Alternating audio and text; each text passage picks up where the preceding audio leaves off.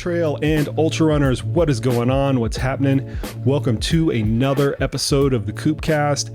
As always, I am your humble host, Coach Jason Koop, and this episode of the podcast is going to be all about the wearables, the rings, the watches, the straps, and the bands that adorn our bodies, and they capture physiological information and try to bring insight into that physiological information in order to inform your training and your racing. And those of you that have these types of devices, don't play the fool. You know that sometimes that advice, and very few times I would say that advice actually hits the mark. But more often than not, that advice is either lacking context or completely nonsensical. And everybody out there listening to this podcast knows exactly what I'm talking about. And so in order to bring a little bit of method to this madness in the space, and I think madness is actually a very good way to present it, I brought on the podcast today Sian, who has over a decade of experience providing sports science support to athletes and coaches in the Olympic, Paralympic, and professional sports across high performance environments in both Great Britain and New Zealand. She began her work working as a physiologist with British swimming in the lead up to the 2012 Olympics in London before obtaining an applied Ph.D. in statistical modeling, which means she's super smart, of sports performance from AUT University while working with Swimming New Zealand. And in addition to that, Sian also provides a ton of insightful commentary on Twitter about all of her various experiments with all of these types of wearables. I'd love this conversation. I actually love this space because I do think it is very promising, although some of it has gone awry recently. And so with that as a backdrop, let's get right into it. Here's my conversation with Sian all about the wearables. When I was driving out to wherever I was going to park to record this podcast, I was thinking about all of these different wearables, and I've been a coach for 20 years, so I've seen this entire cycle, and I can't think. This is with all due respect. I'm gonna level out some criticism a little bit, but this is with all due respect to the people who work behind the scenes, because we actually, you probably don't know this, we actually worked with several technology companies to help them design various aspects of their technology, whether it's what the consumer sees, or sometimes it's the footprint, and sometimes it's, how they want to orchestrate the menus or whatever. So we've been involved, me and my coaching staff, we've been involved in that at various stages for several different companies. So I'm empathetic to the fight here, but I can't think of another area that has overpromised and underdelivered in sports science as much as wearables have. And this is why I say that. It's because the technology can be so powerful, but yet because it is so powerful, we tend to, for whatever reason, we try to the whole ecosystem tries to double down on the extraction of that information and then the application of it to individuals. And it's always been really weird because I've always wanted the hardware to advance. Like we want wrist-based heart rate measurements, just as a very crude example, to always become much better, much more accurate for people of, darker skin tones, or if they have tattoos and things like that. We've always wanted these really great hardware changes. And in general, we've kind of got them. It wasn't that long ago where I had to have a, hockey size puck. Yeah, absolutely. To get GPS data. That was not that long ago. And now the chips are just so friggin' small. But still, even at that, because the technology has gotten the hardware has gotten so good, for whatever reason, it's kind of flipped the script and we tried to extract too much on it. So I'm glad I have you on the podcast to maybe unwind that a little bit and maybe how that actually happens. And then we can get back to some sort of sense of normalcy, hopefully by the end of this. Yeah, I would riff off that analogy a little bit and say that as a sports scientist, I can't think of anything that has crossed the border between elite athletes and the general public as strongly as wearable technology has. And I think that might be where some of the issues you're alluding to come up, whereby we almost have this great power in terms of the hardware, but we don't necessarily always have the tools or the abilities or the skills available to interpret everything it's giving us. And you're bombarded with all this data, and it's like, okay, where's the signal and all of this noise? And the more noise you have, the harder it is to extract the signal. And, I don't blame people for not having the necessary background or education to be able to pick up on it. And also the companies are trying their best to put things out there, but they can be very generic and a bit slower sometimes than the hardware. So there is what I would term this kind of huge education gap in this space, whereby we have a lot of the tools, but we're lacking in how we potentially implement them, what we pay attention to, and therefore like their utility right now. And because there is like such power in the tools, I think it becomes even more pronounced, because you feel like you should know what to do more with them and they should be more helpful than they are because you have things available, but it still doesn't really help if you don't know which thing to look at which time and how to act on it. It just makes it maybe more confusing and more anxiety inducing sometimes. Well, God, this is going to be so good. I'm checking my memory card just to see if I have enough time left over here. Okay. I promise I'm not going to take up all your time, but we probably could go until tomorrow. But before we get into it, I have a really niche ultra marathon audience. Yeah. And whenever I bring guests on that are not like elite athletes or very endemic to that audience, I always want to take a step back and just kind of explain who you are and kind of where you're coming from. So can you briefly describe just your background and your experience in this area before we start to dive into anything? Yeah, for sure. So I started out a long time ago as an athlete myself in football or soccer. I was playing in the English Women's Premier League many years ago. And then I sort of realized it was at a stage where I was never going to be able to go pro or anything. So I thought, okay, I'll go into sports science as a bit of a backup, and studied that over in the UK and exercise physiology. And then I started working as a physiologist with the British swimming team. And that was in the lead up to London 2012. And actually a lot of what I was doing at the time was manually collecting many of these variables from athletes that wearables today give us for free and at the click of a button. So I would go to the swimming pool in the morning, I would take a blood sample from athletes, look at their blood glucose, I would measure their resting heart rate variability, give them a questionnaire to ask them about sleep. And so all of that would take a good couple of hours in the morning with a squad of athletes. And then I would spend time pouring through the data, trying to make sense of it and help them tweak their training and things like that.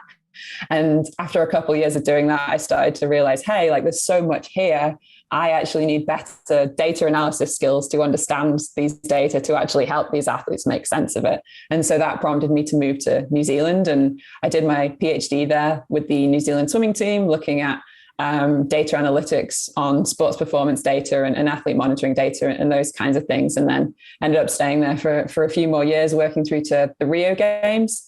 And then after that, I started to think about there was so much that was applicable from elite athlete data and how they trained that could be really useful for the general public. And that prompted me to move to Canada and start working with Lululemon, who are a sports apparel brand over here. And they have kind of much more of a broad population remit, thinking about how we can use technology and data to help people access kind of healthy behaviors, yoga, meditation, running, cycling, fitness, those kinds of things. So I've been there for the last 4.5 years doing that. That was a whirlwind of background right there. Yeah. The one thing I want to touch on that we both have in common is we've both been in this position where we have wanted to collect data on athletes. And at one point it was really arduous. Like it was I just mentioned just GPS technology. At one point, this was not that long ago. This is within my coaching career, and I'm not that old. I'm only 43. Where we had to use this device that was the size, and this was some of the first stuff that came out, that was literally the size of a hockey puck, which both people can, identify with. We'd have to put it on the athlete and it never would sync, and, it would pick up very, very spotty whenever you ran into any sort of tree cover. Cycling power meters were the same way. They were originally wired when they came out. You had to have the sensor very, very close to the hub of the rear wheel, if that's how you're choosing to measure it. They constantly, went in and out. And my point with all of that, which is something that you have, is something that you have described very well, I think, in your social media life, is that there was a lot of friction in terms of capturing the data and then also even just transmitting that data between the athlete and the coach and then kind of making sense out of it. That whole process, it almost made the technology, I'm not going to say unusable, but it certainly made it less useful because the compliance was so hard. We'd get 50% of the files or 80% of the files, and there are these big gaps within the files and stuff like that. And now it's kind of swung to the opposite, where the device manufacturers are intentionally designing many of their products and many of the features of their products to be as frictionless as possible. So before we get into that, because I think that's a really poignant area for the athletes and something that you described very well, can you paint the picture of what the fundamental advantage is of using any of these wearables in an athletic context? I know that's a big, broad, it's a kind of a big, broad umbrella, but I think you know the space well enough and you've worked with athletes enough to say, okay, here are some things that we can do with these that we couldn't do beforehand, and here's how it actually helps out. And we'll use that as a little bit of a context for how to practically implement these things going forward. Yeah. So I guess I'll make the assumption that as athletes, we're interested in performance optimization, be it through, running faster or getting injured less, those kinds of things. And so when I think about anything from that lens, I always try and think about, okay, what is it that the best athletes are doing? And to try and benchmark that, and then think about how can technology or data help us or help anyone potentially get closer to them. And one of the ways in which I think wearables can help us do that is pretty much independent of whichever wearable you're wearing or whichever kinds of metrics you're looking at. It's more the process of checking in with yourself on a daily basis. And what I see the best athletes doing is they have this intuitive sense of how far they can push themselves, when to back off because they know they might be getting injured, or when they can go a little bit harder. And like, I've monitored some of these athletes and seen decisions that they've made validated by the data afterwards. They've made a decision before I've collected some of the data, and they just have this like fine-tuned sense of intuition about when to push themselves and when not to. And I do think that is something that you can grow as an athlete. And I think wearables may be one of the best ways that people can actually do that. And the nice thing about them is they do encourage you to open an app, check your data every day. I think one of the things that they potentially don't do right now that I would encourage athletes to do is to have a bit of a check-in with yourself when you open the app. And this is something that I've done myself. So when I was wearing Whoop, for example, before I opened the app, I sat down for a few minutes, had a bit of a body scan, reflected on what I was doing yesterday, and thought, if I had to give myself a score from 0 to 100 in terms of what my recovery is, what would I say it was? And then I would open the app, look at the score they gave me, and compare the difference and start to think about, hey, why might it be different? And sometimes it's due to like inaccuracies or things that they're not measuring quite right. And sometimes it's due to, other factors that you have context about your day that the app or the wearable doesn't have.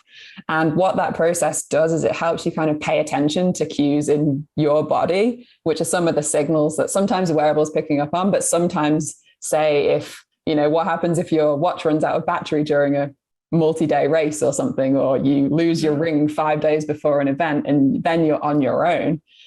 There's often times when you really do need to be self-reliant in terms of these data. And so it's like, how can you use these devices to help you hone that sense of knowing yourself and your intuition? I think that daily check-in is a nice way to do it. If you're able to kind of like add in a bit of a reflective process yourself and become engaged in it in a way. So the way that I would kind of like quickly encapsulate that is that it adds value to, or it can add value to the subjective measurements that you already know about yourself. Meaning you have all that you mentioned kind of right out of the gate, that athletes are pretty good at knowing when they're good and when they're bad. Most athletes are, not everybody, but most athletes with a reasonable duration of athletic context, they've kind of like figured that out because they've been an athlete and they've experienced it. This is adding some objectivity to the entire equation. You've been very deliberate about that process. I mean, so much so that you've hooked yourself up to all of these different devices at once and even compared them amongst each other. I go back to, the power meter analogy when all of them started first proliferating, and that's what cyclists would do. They'd put the Polar on, they'd put the Power Tap on, they'd put the SRM on, they'd put, 5 or 6 on. They just figure out which ones were accurate and which ones weren't. And it's a very crude way of determining the differences between those. You've kind of done that as well. Can you describe a little bit of that, trial and error process just with you, just to once again, paint this picture a little bit further? Yeah, absolutely. And so one of the things I was seeing was a lot of people, athletes and friends I was training with, getting some of these scores come up on their devices and sort of making crazy decisions. Like, I need to get the highest score that I can in terms of my strain or my recovery. And I was thinking, well, hang on a minute, what's going on under the hood here? What's underpinning these scores? Why does that not make sense to people? Let's be a bit curious and try some of these things out myself. So what I ended up doing was I was wearing the Apple Watch, the Whoop band, and the Oura Ring at the same time. And I had them on for over a year altogether. And one of the things I was doing was downloading the data from each of them and comparing the values each day to see how different or how similar they were. And I started to plot some of the values, do some kind of basic data analysis, looking at how well they were related to one another. And then thinking about when I saw things that didn't make sense, like HRV from 2 different devices wasn't lined up, for example, right, going a bit deeper into some of the methodology to say, why is it that these values might be slightly higher from one device than another? And also looking at the data for some of these things that didn't make sense related to how I felt or how I performed on certain days, and using that again to go deeper and say, well, why is it? Is there something, that the device is doing or something that the algorithm's doing that is potentially interesting for people to know about in terms of some of the nuances for how they interpret their data as well? So we'll continue with that. Where does it go awry? Both in the actual raw collection process, but then also how the athletes start to interpret it, to your earlier story where they were trying to get the highest score, their highest readiness score, their highest fatigue score, or whatever. They think that it correlates to performance or something like that. Let's kind of take that in two pieces to start to discuss the pitfalls of using all of this data, both from a methodological standpoint and then also from an implementation standpoint. Yeah, so I guess the first point at which it could go awry is at the source of data collection. So to give an example, if you're wearing a wristwatch that's sampling using PPG there, so optical light sensing, if you have it positioned over a particularly bony part of your wrist, let's say, it doesn't have good access to the blood vessels from which it's trying to read the data. So you may get some inaccuracies there, and different devices have different sampling rates, so how often they take a particular measurement, and that can affect the inaccuracy just of the very raw data. And then probably the next layer is from that signal that a device is picking up, the company is layering algorithms onto it to compute certain values. So one of the biggest myths probably is that every value that you see in each device is created equal. So HRV from Garmin and Whoop is the same. And that's not true, because each company applies an algorithm first to screen for any errors or artifacts in the data. So missed heartbeats, for example. And then they'll apply algorithms to calculate values over certain time periods. So some will use the whole night of data, some will use certain other periods of data.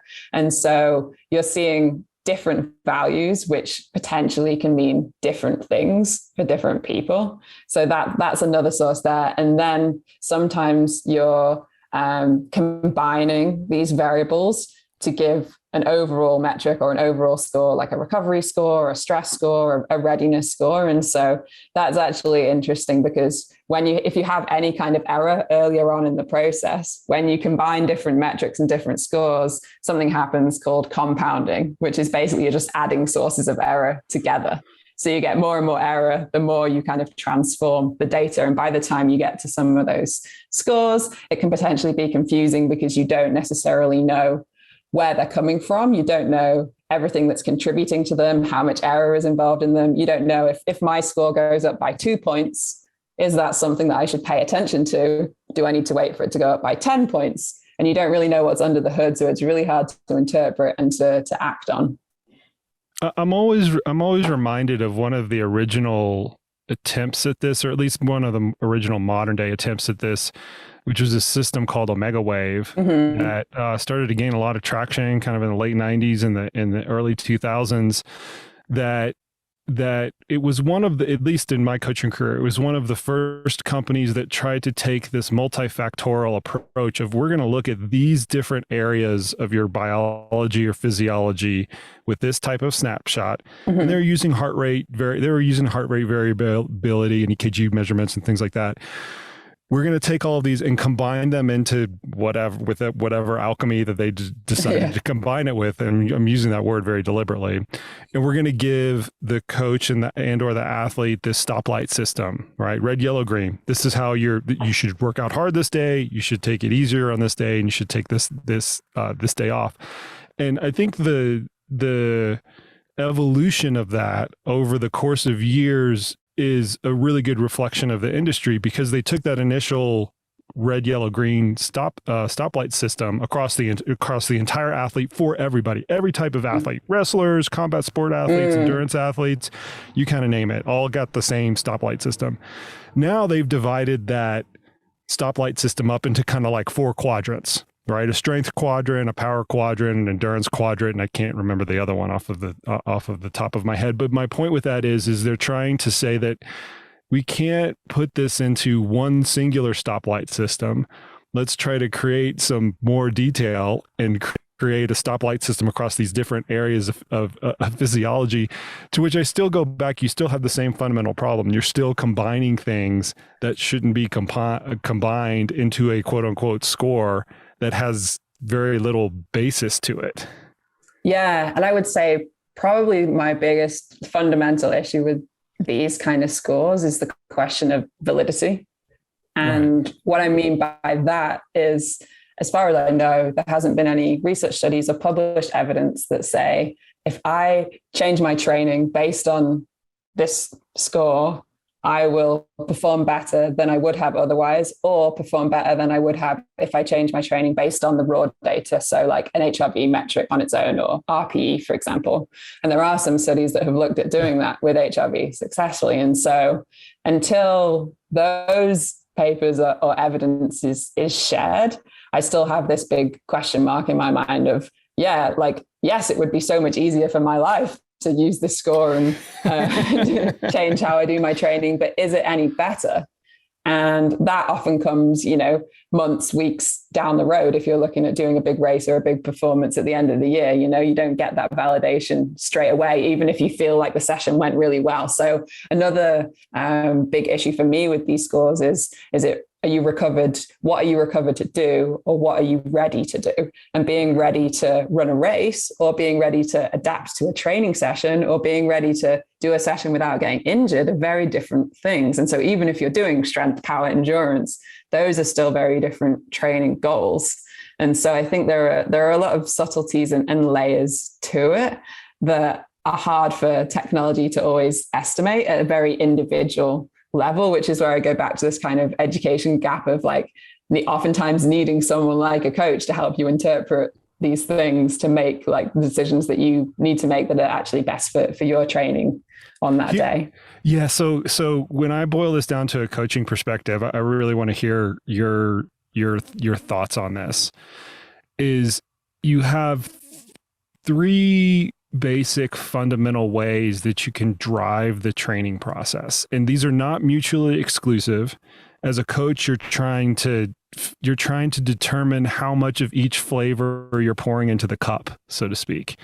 And some coaches will choose entirely to do one flavor. Some athletes will choose entirely to do another flavor, and some will kind of, blend them all together. But the first one is just looking at what the research says about the general architecture that you should deploy with an athlete, kind of independent of everything else. And we have all of these intervention studies with block training and high volume and low volume and VO2 max work and threshold work and polarized training and things like that to inform that type of strategy of where we're just looking at architecture, right? And if you look at those studies, right? They don't care about people's heart rate variability or body temperature or anything like that. They're like, this group is polarized and this group is not polarized. Let's put them through the intervention and let's see what happens. That's the architecture group. The second one is, let's look at what has happened in the past to drive the future. And that's the AI movement that's starting to crop up right now. So let's look at all the training that an athlete has done previous to this and look at when they were doing really well and really poorly. And let's aim things at the things that they were doing really, really well in the future, right? So using this, I'm going to loosely use the word, artificial intelligence to drive the training process, but it's looking at the past with a particular athlete to drive what they're doing in the future. The third one is kind of your wheelhouse, right? We're looking at the physiology of present, or maybe recent, right, is a better way to put it. We're looking at the physiology of recent, however you want to do it, heart rate variability, sleep scores, recovery algorithms, or what readiness algorithms, or whatever they are. We're looking at that to drive, either in whole or in part, what the athlete should do in the future. And in my estimation, the failure is overly relying on any single one of those and ignoring any single one of those, that you have to start to blend a little bit of all of those to really get the right mix of it. And I know that's the total like wishy-washy deal, because I'm like picking all of the above. but when I see this unfold, that's kind of where I've not bifurcated it, but trifurcated it into these different strategies that have emerged in practice over the years. Yeah, well, I think it's fair, because if you think about humans, we're complex organisms, and human behavior is very complex. So to reduce it down to life would be so easy if it was one metric or one particular way of doing things. But if that was the case, it wouldn't be any fun and everyone would be the same level, wouldn't they? So it actually makes a ton of sense. And I think in some of the things that you touched on, there are two different things that are important to think about. And one's like external load, like what's prescribed or what's on paper. And then the other is internal load. And for two athletes, they could experience those two things very differently. And even for the same athlete, they could experience those two things very differently on different days. And so even for that AI model, it's potentially trained on what's been done in the past. But if you haven't been injured before in your data, you're suddenly in a whole new scenario and you don't have the right kind of training data in the model to inform what you should do next. And so one of the other things that also kind of creeps in is like, load isn't just from training, it's also from life. Like if you have life stuff going on, you could have way more stress, and that is impacting your training. So it's not like, one of the things that some of these apps often do is sort of assume that loading and recovery is just related to training. And that's fair enough, because they can't always measure many of these things that are going on in life. But if you've had a really stressful time at work or with family life, that's also baked into how you're responding and how you're kind of adapting or not, as the case may be. And so you have to think about those things as well, which makes it, a complex and a live situation where you do almost need to be juggling all of these variables and asking yourself the question, like, does this make sense? And always doing that, like, I think it is kind of a trial and error, an iteration process, really. Like you're sort of yourself trying these things, seeing what works, not being afraid to try something else if it doesn't work, and kind of just paying attention to those trends and how you are responding. And it is kind of that very much iterative learning process, I would say. Yeah, the external loading piece has always been fascinating to me, because I can remember the boom that happened when acute training load and chronic training load kind of like took center stage in the endurance in the endurance space. And so much so that it kind of like, in my humble opinion, it far too greatly dominated people's thought process about how to actually train. Yes, it is important. Yes, it is insightful. Absolutely. But you can't like algorithmically design a loading ramp for an athlete and have it like go true to form, because you're only taking into account a single variable. And then the endurance space, it gets all messy because you're combining load from different areas to mean the same thing: endurance and neuromuscular and anaerobic and things like that. That's kind of another story. So let's move it down to practical, right? We've kind of like painted this picture that it can be very problematic, right? Using all of these different devices to help inform training. But I'm of the opinion, and I think you are as well, and you speak for this, that there are a lot of insightful things that you can gather from pieces of technology in the wearable space if you curate that list correctly. And so you've done a lot of experimentation on this, right? I'm a coach. Let's just pretend that, we're in the scenario where you're consulting me on what I should do with the group of endurance athletes, the group of ultramarathon athletes specifically, in terms of if they could just do anything, right? And they kind of can. They could just do anything. What data would you have them acquire on a daily or frequent basis? Yeah, I think if we kind of assume that the friction side of things, it's easy enough to collect any of these things or wear any of these devices. In terms of variables, one of the ones that I found most useful for me certainly was tracking body temperature. And that was useful for me from the perspective of being a female athlete, looking at menstrual cycle tracking. That was really interesting. But then also as a leading indicator or a kind of confirmation of any kind of illness events. And for me, that body temperature really was this kind of red flag variable. And I know sometimes athletes can be in the space of like, I'm a little bit sick. Should I train? Shouldn't I? And some people, depending on their personalities, will want to train no matter what. And you kind of have this objective measure where you can say, no, you really shouldn't today because there's something going on. And it's so obvious when there is something going on in that variable that it makes it really, really useful for me. And then looking at other variables, I think acutely HRV is the one that tends to be most sensitive to all types of stressor going on in your life. And I think, again, you have to be able to distinguish training load from other stresses that you have. And when you're interpreting it and look at some of the nuances to it, but that's one that does seem to have some robust evidence in terms of being able to tweak training to sort of optimize adaptation. So that's like day to day, I think that one's really valuable. And then resting heart rate is something that probably I would look at from a longer term trend perspective in terms of like looking for some of those improvements in aerobic fitness potentially. And then it may show some of those big stresses in terms of like illness and those kinds of things as well. And then sleep is an interesting one because I think that's very much a behavioral one. And if we talk about like controlling the controllables, like you can't necessarily control how well you sleep, but you can control oftentimes the time you go to bed, which is such a key variable for setting up how well you can sleep. So I think that's interesting because that one's quite actionable as well. So those are some of the most common metrics I think that people are tracking, some of the foundational ones. And if you're just measuring those and looking at the raw data in those, that can probably be enough to get a decent perspective on kind of how things are going.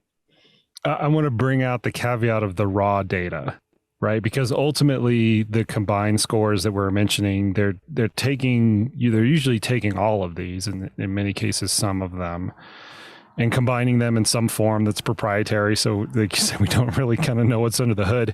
What gets confusing to athletes is now you have these additional 4 data points: temperature, heart rate variability, resting heart rate, and sleep. And it's like, what do you do with them? Yeah, exactly. Because you have what's the action, which is why I mentioned sleep as being something that is actionable, like resting heart rate. When you're looking at like longer term trends, like that's one where I would just like set it and forget it, put it in the background a little bit. You don't necessarily need to look at it every day.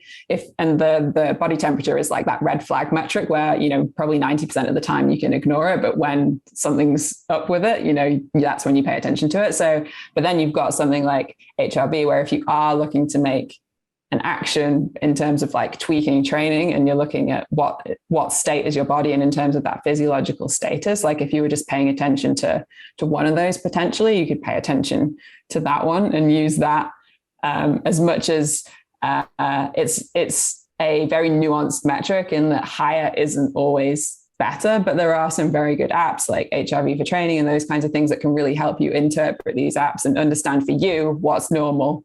What's a change that's meaningful for you and when should you act on it, rather than another thing that many of these other apps do is they're very generic.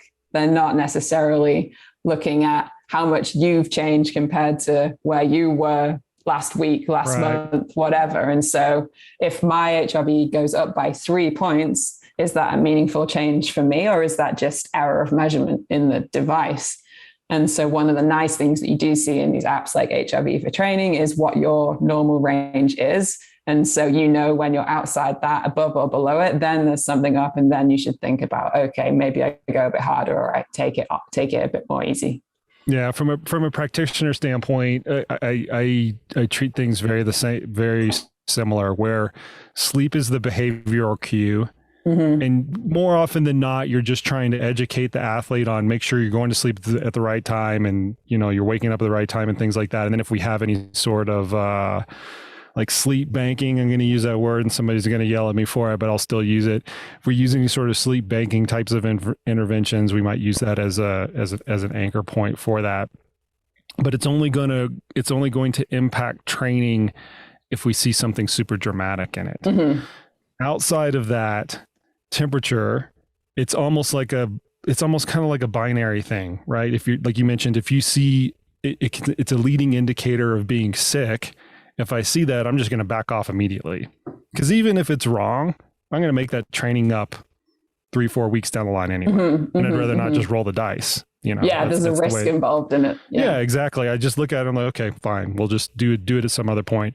But then any of the other things that are that are being used to drive the training process, I've almost just treated as like a terrain trap avoidance, where if I have a really big training block or really big training load planned for an athlete, and all the variables are either not normal or trending negatively, heart rate variability kind of being the king mm-hmm. or the queen of those variables, then I'll just shift things around until that is the case. Mm-hmm. Other than that, if it's not giving me a clear like negative indicator, I just kind of let the thing play out, because it's just, you can always chase those variables around and try to optimize it.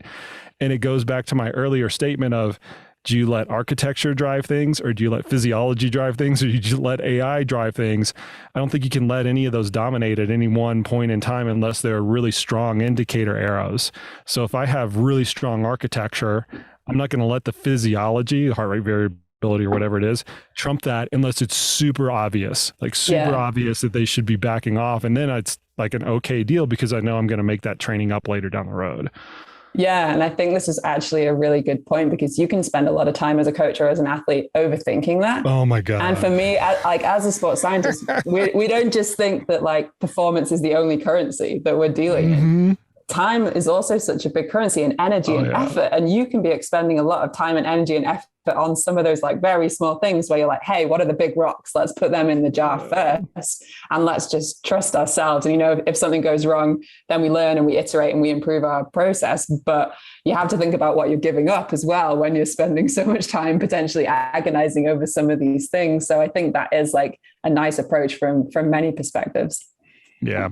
I really like your 4-pronged approach here of temperature, heart rate variability, resting heart rate, and sleep. I do think that from a bang for buck standpoint, you're 90 or maybe even 99.9% of the way there in terms of how to change, alter, contextualize training with those four single individual variables, not alchemizing them into a score. Mm-hmm. Everything else, I think it's just such an advanced intervention that the use case or the advantage, you start to get to less than 1 to 100. So let me try to describe that for the listeners a little bit, and you can ping on this with your experience. Whenever I'm using those, I really do feel that I'm changing somewhere on the order of about 1 to 2 per 50 workouts. So 1 to 2 things every couple of months, right? If we want to put it on a time perspective, if I have all of that stuff captured extremely accurately, and the athlete is communicating honestly about how they're feeling, whatever architecture I design, I'm changing maybe 2% of it. And so when you think about that functionally, what that results in terms of an improvement, it's not a 2% improvement. It's like 0.2% improvement, right? Because it's not a linear, it's not a linear gig at that point. So the cost benefit of that you could view as very high, right? That's a huge cost. You're aggregating all this data. And it's a lot of my time, and it's a lot of time on the athletes for, a couple 0.1% gain. That's worth it in some situations.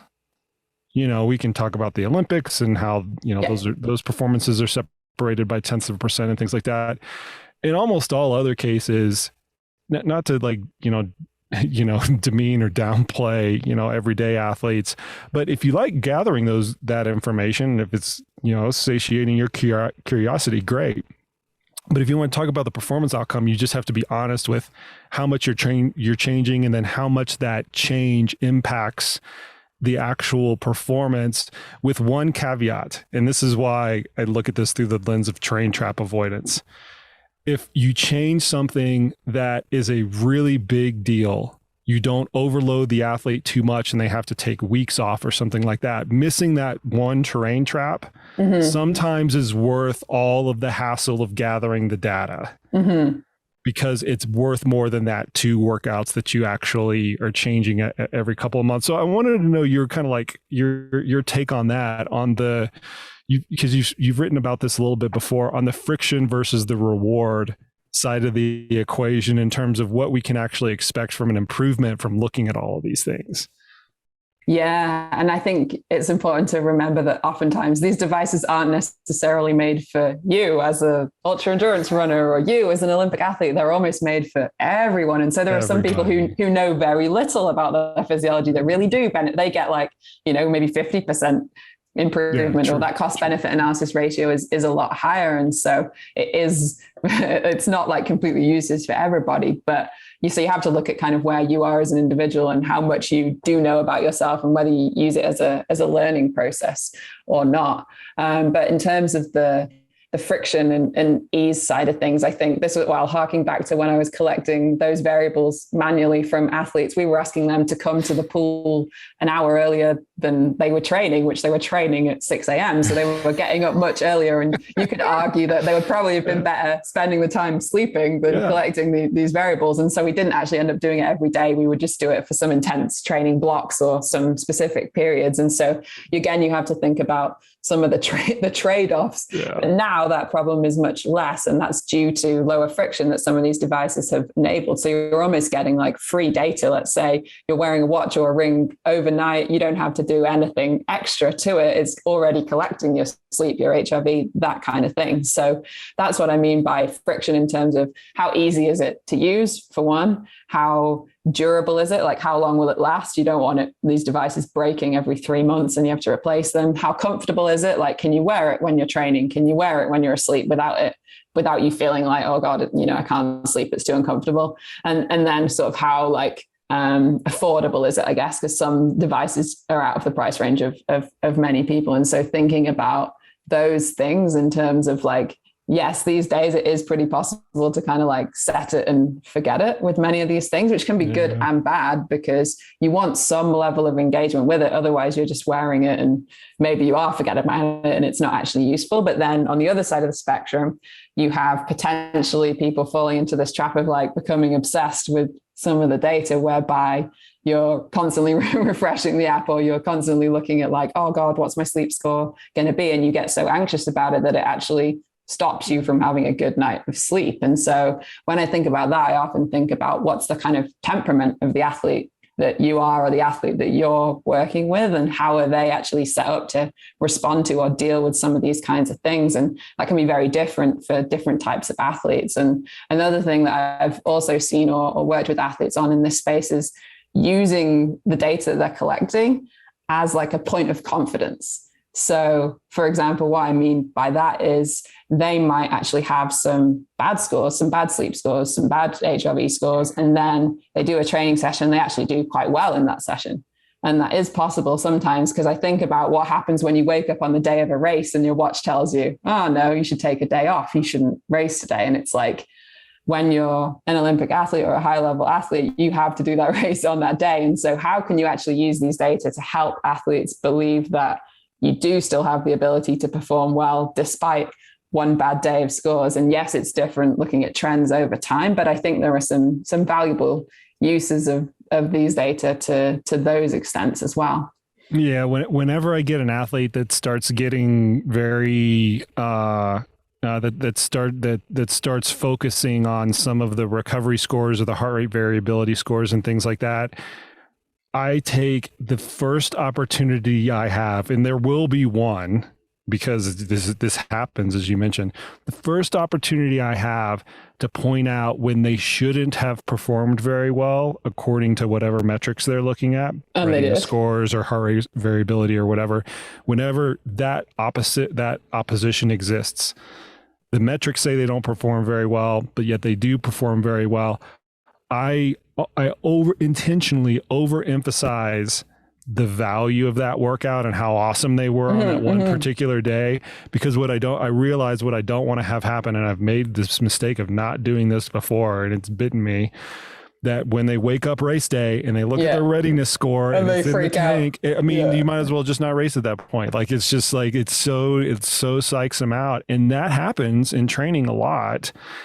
And I've just found with athletes that get really involved in the data, you have to do, as a coach, you have to do a very deliberate job of pointing those things out, as you mentioned, as a source of confidence, such that when it does happen on race day, it's not freaking them out so much. Because you and I know these case studies that don't get circulated very widely in the amongst the popular press, but they kind of get, regurgitated internally amongst practitioners and coaches, of the hundreds of elite and Olympic athletes that either had their heart rate variability or whatever blinded to them, and they won a gold medal. They won the world championships. They set a huge PR, did some world championships final or whatever. Like, all of those stories are out there, and we need to be very cognizant of that. Oh yeah. And I can tell you, when you go to an Olympic Games, you get put in a tiny room and you're sharing with a roommate. No one really sleeps well at Olympic Games. So like, you have a lot of people still performing well, and you don't see that behind the scenes. And it's interesting, actually, because I had a practitioner from one of the professional sports reach out to me, and he said, we built our own dashboard whereby we just hide the values from our players. And we just look at them as practitioners, and if they need to see them, the athletes, then we show them, otherwise we just have so many people second guessing things or, freaking out about it. And so there are certain other softwares that I think do that, like third-party softwares with some of these big apps. And I think there are some of those interesting things that people will start to create them as well to deal with some of these problems. My hope is once all the dust is settled, the pendulum that we were talking about earlier kind of swings to the other side, right? The pendulum where we're combining things into nonsensical scores. We're collecting things we're either collecting things that are not valuable or even counterproductive, or we're collecting them in ways that are counterproductive or not valuable. And all of that is in an effort to create value out of the product. Let's not like mince words here. As you mentioned, part of the friction with some of these products is that they're expensive. And when they're expensive, one of the things that you just have to do as a device manufacturer, and I understand this plight, is you have to present your product in as valuable as a context as possible. And part of creating that value, your look right now is hilarious. I hope people are watching the YouTube version of this. Part of creating that value is, first off, doing something novel, right? So recovery scores are something novel, or you create here's your purple score, kind of whatever it is, something that's unique to the device itself. And the second thing is just the volume of data points, the types of information that you're collecting, and also the frequency at which you're collecting them. I get that plight. I get that plight with device manufacturers. But what I'm hoping is eventually there's some sort of normalcy to like come back to the middle. And what I want to know from you, because you've seen all the form factors, you know them very intimately, you've seen all the different ways of collecting them. How would you do it? Like, if you were to create the pendulum in the middle, right, that you would use for, the whole basket of athletes, where would you start? It's a good challenge. And I think it probably speaks to customization, because to go back to what we were saying before, right now, these devices are made for everybody looking to diagnose sleep apnea to elite athletes. And so in that, you have very little personalization. And so what I think we'll start to see, and this may be with the same hardware, but more on the software side, helping people, it still collects all these variables from you, but on the software side, it's saying, hey, like you need to pay attention to this one variable today because you're out of your normal range and your goal is this, you want to be ready for this. So this is the recommendation that you have. And it's just way more personalized to every individual. There's better data in the algorithms that is more personalized to you. And so I think there's potentially more of that evolution on the software side than the hardware side going forward. And that's probably, it's nice as well because so many other like third party developers and companies can come and like, I know the ultra running market really well, let's say, so I'll make the app that works best for my athletes because I know what they need to see and how they need to see it. I'm with you. Maybe we can get some funding for that, but then we're in the same problem as everybody else is we have to create too much value around it. I think we can start. Here's what here's the thing that makes me bang my head against the wall. I think we'd always start with just sport group. And then you can individualize within each sport group. But the fact that, you have a wearable that is treating, like you said, somebody that's trying to lose 80 pounds with the same kind of information dump as an Olympian, much less a runner versus a combat sport athlete, then you can divide that kind of anywhere. Like just start with the sport groups because that's really not that hard. Yeah, I mean, I think it's the process that you describe that you're doing as a coach. Probably many other coaches and scientists are doing it within their teams or groups of athletes. It's just sort of making that, like productizing it essentially, which, you could say that's your competitive advantage. So why would you want to do that? So that's probably where it's one of the other reasons it's got stuck as well. But I think the knowledge it is there. It would just be extracting it and turning it into something that makes it accessible to people. Yeah, I totally agree. It is there. I mean, I do think that all the coaches that I know across all the sports have their own, dashboard to use that word. They have their own kind of like dashboard, whether it's like in their head or whether it's like a physical, dashboard that they've kind of made to harness these variables and make use out of it for their particular athletes. I think that's the first step. And then the second step is then within whatever your cohort of athletes are, individualizing it across those athletes to make sense for them in particular with whatever else that you're using, architecture and previous training and all that other stuff that I kind of mentioned. But it always has seemed to me that it's not that big of a leap and also advantageous. Because how people want to get spoken to, by their tribe members. Yeah. They want to, like, triathletes want to get spoken to by triathletes. Runners want to get spoken to by runners, kind of so on and so forth. I also think it makes the devices stickier if they somehow can change I guess the language is primarily what I'm focusing on. The language around the data interpretation for each of those sport groups, and that I don't think that's big of a because you can get those generic messages from an app, and you really feel like, oh god, like this app doesn't see who I am at all, and that even that one message can make you think I don't trust anything it says anymore. So there's like a big risk associated with that can just blow everything that they're doing in one foul swoop. So yeah, absolutely. I think there is that personalization and customization would be a big leap for sure. There needs to be some incentives for that to happen, probably, in terms of, as you say, like potentially the money is more in the like medical space and in the sports space and right now. But yeah, probably in the future, I think there will be more personalization, more customization and more things that are available to people, like specifically related to the goals that they're going after. Yeah, it feels like we're trying to serve two masters. Right. We're trying to individualize it for everybody. We need to just we need to narrow down the problem first.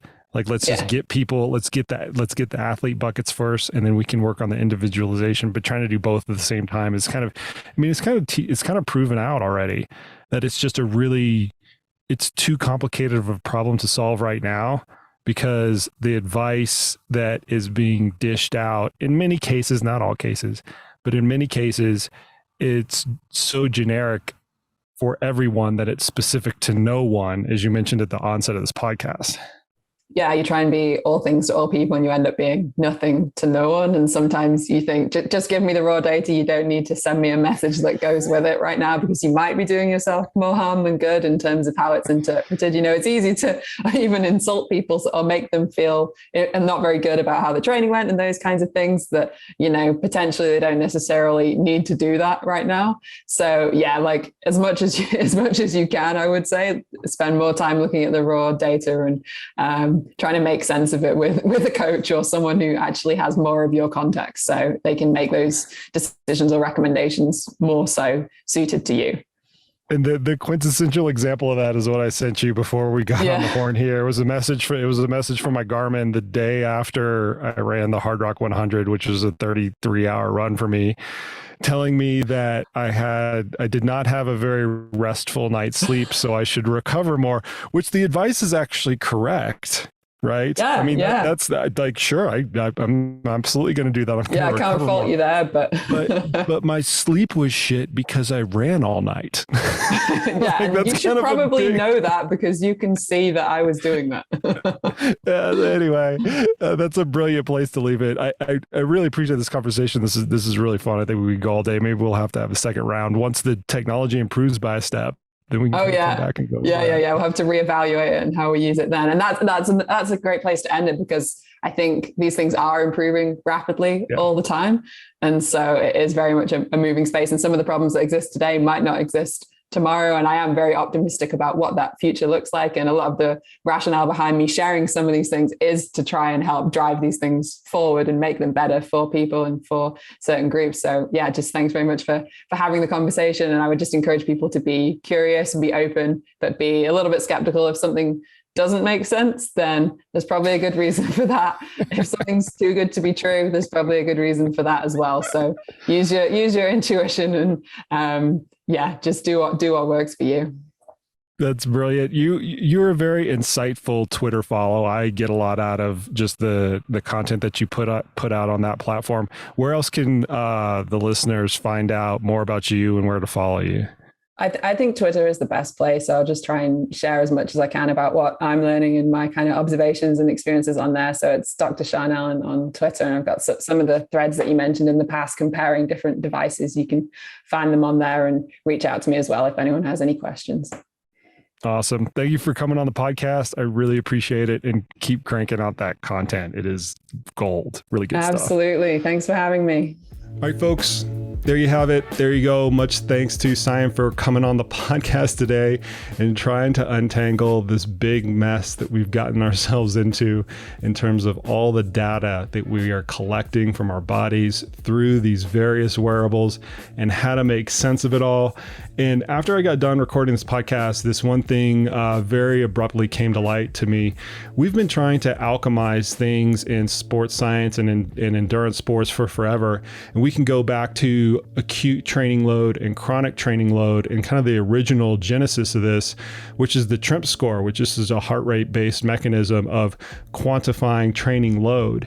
And in those cases, you're taking all different types of load, whether it's a cardiopulmonary load or a muscular load or a neuromuscular load, and you're essentially trying to combine them into one score or make sense out of it via one mechanism.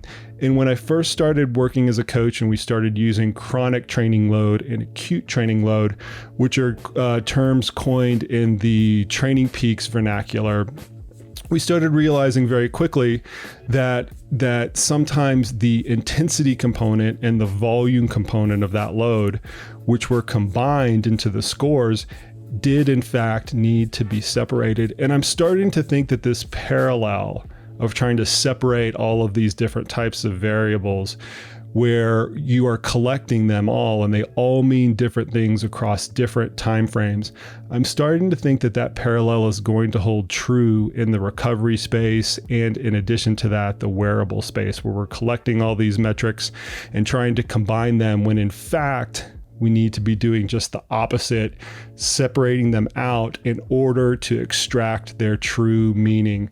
We'll see if the space goes this way. Like I said, it is very early stage. I think there is a ton of potential out there, but we need to be careful on how we use all of this information. So that's the quick caveat for all the athletes out there. I like these devices, but I think they need to be put into the right context. I appreciate the heck out of all you listeners out there. If you love this podcast, please feel free to share it with your friends and your training partners and your loved ones.